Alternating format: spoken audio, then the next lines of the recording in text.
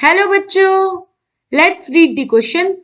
The compound which generate N2 gas upon thermal decomposition below 300 degrees Celsius is are option A NH4NO3, option B NH4 whole 2 Cr2O7, option C BaN3 whole 2 and option D Mg3N2. So question में क्या पूछा है कि इनमें से किसका अगर हम थर्मल डिकम्पोजिशन करते हैं बिलो 300 डिग्री सेल्सियस तो हमें N2 गैस मिलता है। तो हम एक एक करके सारे कंपाउंड्स का थर्मल डिकम्पोजिशन करके देखते हैं।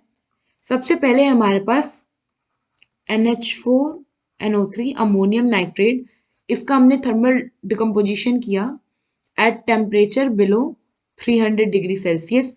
तो जब इसका थर्मल डिकम्पोजिशन करते हैं तो हमें मिलता है N2O प्लस H2O। अब हम ये हो गया हमारा एक बैलेंस रिएक्शन, तो हमें मिलता है ये प्रोडक्ट्स। अब हम देखते हैं हमारा ऑप्शन बी। ऑप्शन बी में है हमारे पास NH4 होल ट्वाइस Cr2O7। इसका जो हम थर्मल डिकम्पोजिशन करते हैं बिलो 300 डिग्री सेल्सियस तो हमें मिलता है N2 plus Cr2O3 plus H2O, और ये हो गया हमारा एक बैलेंस्ड इक्वेशन। सो ये हो गया हमारा ये सारे हो गए हमारे फाइनल प्रोडक्ट्स। अब हम देखते हैं हमारा ऑप्शन सी। इसमें हमारे पास बेरियम एजाइड BaN3 होल 2। इसका जो हम थर्मल डिकम्पोजिशन करते हैं बिलो 300 डिग्री सेल्सियस तो हमें प्रोडक्ट में मिलता है barium along with nitrogen gas, और ये हो गया हमारा एक बैलेंस्ड इक्वेशन, ये final product. Now option D में हमारे पास Mg3N2। सो होता ये है कि जो Mg3N2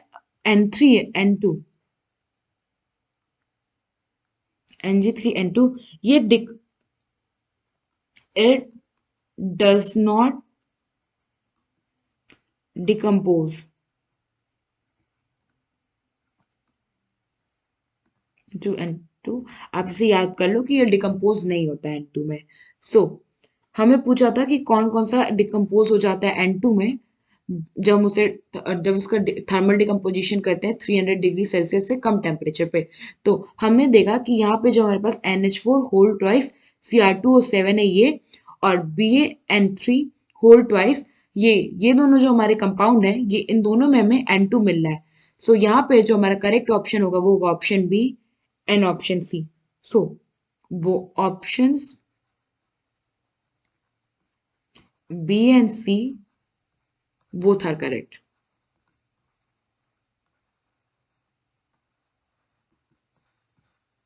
आई होप आपको ये क्वेश्चन समझ में आ गया होगा। Thank you.